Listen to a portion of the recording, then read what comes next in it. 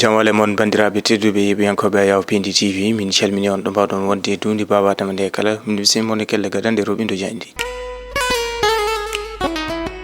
talata nogasi joyi lewru mars 2025 bisimilla wona kelle gadande roɓindo jandeji podortoɗen ko jandi gendiri leydi Sénégal jande Le Soleil ɓe garti ko yalhaali faggudu mo ganduɗa ko Edouard Gamayel tawi ko kay tigui ardi on mission mbo FMI Fonds monétaire international ɗo e nder leydi Sénégal ɓe garti ko yetno to banggue faggudu leydi Sénégal o arti yide la démarche de transparence et bien aperçu holdi koye jaɓɓal pawdingal kalnguɗo laamu leydi Sénégal ko yetno noon e faggudu leydi Sénégal kono noon to banggue peeje kam hay eɓoji ngam ko yetno to banggue ñamande hakkunde FMI e ɓen ɓe ganduɗa ko leydi Sénégal kono kadi nden ñamande ganduɗa ko tijjonnode nde ganduɗa oɗo saaha ne wayno FMI arti ri dame mum jayde Le Soleil arti hen jayde point actu ɓe garti koye ces chroniqueurs qui donnent de l'articuaire au Pastef ɓen ɓe ganduɗa ko kay tigui goni chroniqueur uji ɓe ganduɗa hande o saaha ko kay tigui kadi ɗoygol ɓe ganduɗa ko landa Pastef ɓe garti e ɓen ɓe ganduɗa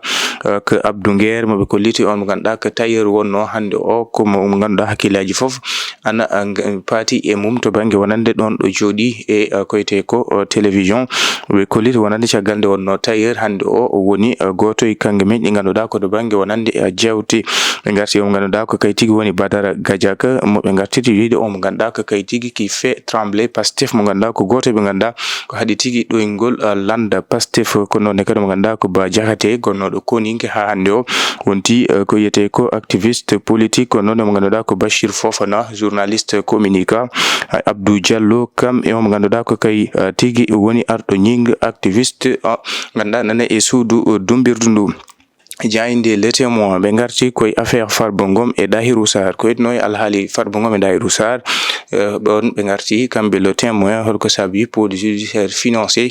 salti wonande on cautionnement moɓe jinno e wadde ɓe garti to banggue on cautionnement mo ganduɗa abbino koye 5 milliards to banggue wonande koppareje ha e galleji e ko nandi hen ɓe garti holko saabi tigui tigui ɓen ɓe ganduɗa ko pôle judiciaire financier sali wonande on caution kono ɓe garti kamɓe Témoin ɓen ɓe ganduɗa ko chroniqueur uji ɓe ganduɗa hande o saaha e ley tekkere luuɓa hakkude mumen e ɓen ɓe ganduɗa ko taweteɓe e lande Pastef jayinde source a ɓe garti ko e caggal ɓanguingol on rapport Cour des comptes saabi ɓe ganduɗa ko FMI artiri baafe mum e nden ñamande tijjanode ɗo e nder leydi Sénégal kono yiide FMI on ndin juɓɓudi ndi ganduɗa ko kay tigui fondi ƴewtede ha ni kabaruji labdi ko yetno noon e yetno e nden ñamande nde ganduɗa ko tawanode ɗo e nder leydi Sénégal source a arti ha joni caggal nangugol Farba Ngom kam e Dahirou Sarr on délégation faabu hani e dowuji e gartugol mo ganduɗa ko maître Moussa Bocar Thiam e jellu mumen toon to galleji diine to Fouta e yiide jayinde source ha ɓe keeɓi yettade mo ganduɗa ko Aliou Chérif Aïdara joguiɗo konngol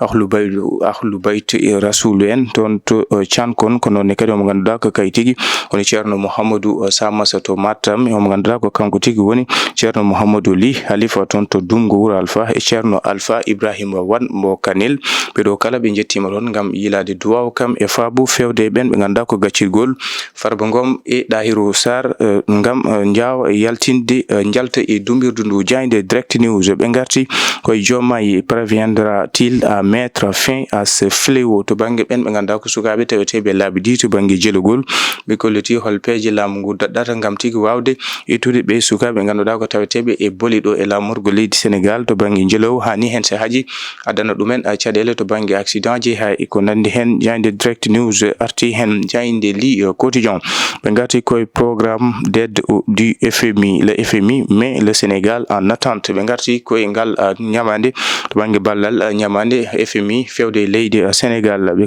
garti iɗo mo ganduɗa ko Edouard Gamayel chef de la mission au Sénégal ɓe garti e yiide wonande alay saago autori ɓen ganduɗa ko lamɓe leydi Sénégal mbawa wadde doggol kono kadi e laɓɓitinde ko yetno noon eɗen ñamale ko yete ko ɗe ganduɗa ko caggol on rapport Cour des comptes kono kadi to banggue wonande miijoji ɗiɓe pawi ha ni e ɗum ko ganduɗa ko ɗum tigui woni ko ganduɗa ɓe pawi ɗum gam laamu leydi Sénégal mosol ngol ganduɗa ko hen potata rewde gam mbawa hebde ɗen ñamale jayde Li Quotidien arti hen kono ɓe garti e Mamoudou Diagne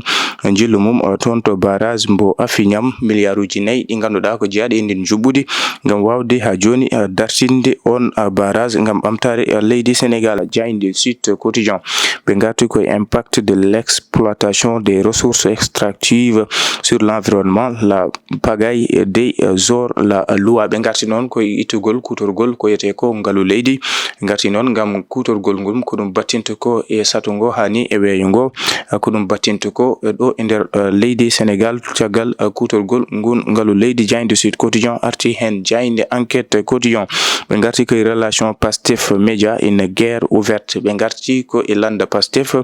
garmi gara mum to banggue wonande hakkude mum e ɓen ɓe ganduɗa ko médiaji ɗi caktirɗe ɗe ɓe garti hen caggal nde landa Pastef holliti wonande ɓe ndungtoto boycott ɓen ɓe ganduɗa ko kay tigui woni Télé Futurs Médias caggal nden e yewtere wannode toon hakkude Amadou Ba kam e Badara Gadiaga. kono kadi ɓe garti omo ganduɗa ko Ousmane Sonko hakkude mum e RTS RFI kam e groupe Futurs Médias ɓe garti hen kamɓe enquête quotidien. Jainde L'As Quotidien ɓe garti koye ɓen ɓe ganduɗa ko sukaɓe Pastef ko kañumen kolliti wonande ɓe mbawata rungtade groupe Futurs Médias TFM caggal noon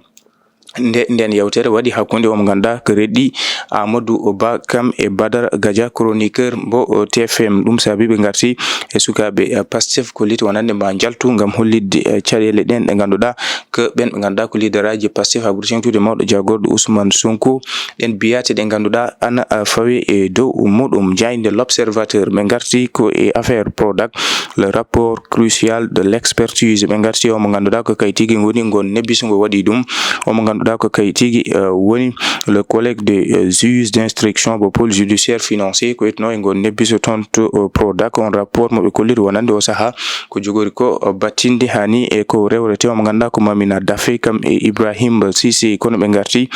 kamɓe L'Observateur e Pape Malick Ndour gartude on loi interprétative kono ne kadi ko itno noon e dissolution bo caggal ɓe yoga e ɓen ɓe ganduɗa ko jaggue tawetede landa Pastef kolliti wonande yidde mumen ko mumtugol landa APR ko jabtuli makko hen tawe e Jainde L'Observateur. Jainde Libération ɓe garti ko e ɓen ɓe ganduɗa ko sukaɓe ɗiɗo hawruɓe ladial toon to Mbour on mo ganduɗa ko jinnaɗo mumen posni ɗumen caggal nde o hetta o waɗama garde à vue toon to Mbour. kono ɓe garti e division des investigations criminelles kañum fawi jungo e on bande tataɓo mo ganduɗa ko kañumen banno on ɗen gueɗe kamtorinde temedere million kapreje men franc CFA de ɓe keptuno toon to Wokam mo ganduɗa ko biyeteɗo Souleymane Ba fawama jungo toon to Touba. Jainde Le Dakarois ɓe garti koye Badara Gadiaga fait trembler ɓe garti koye Badara Gadiaga ganduɗa ko kay haadi hande ɗoygol landa Pastef e yadiɓe mum ɓe garti woni sababu ni ɓe kolliti nde mbaɗata boycotté kamɓe sukaɓe Pastef rungtade on télévision bo TFM hani yoga e won caktirde nde ganduɗa eɓe toon gueɗe ɗe belani ɓuuri tengtude noon fewde land omo ganduɗa ko leader mabɓe Ousmane Sonko. Jainde L'Éveil Quotidien ɓe garti ko e décaissement pour le Sénégal les conditions du FMI gam Sénégal heɓa ñamali toon to FMI holɗin condition ji to banggue wonande ɗum ko ganduɗa ko ɗum tigui woni lawol ngol feeri FMI gam leydi Sénégal wawa rewde hen hani heɓa ɗen ñamale. kono ɓe garti kamɓe L'Éveil Quotidien e koyno e Pape Thiaw tawi ko keblo baroɗe leydi Sénégal o holliti noon leydi Sénégal ma yi hande a yawa heso ɓen baroɗe leydi Sénégal hakkude mabɓe e Togo. woniraɓe tedduɓe yeɓiyankoɓe a yawa Pindi TV ko ɗum woni ko min gaddannomane kelle gadane Robindo Diagne je subaka hande o min dokka on aadi alarba janggo so hawre welede Allah.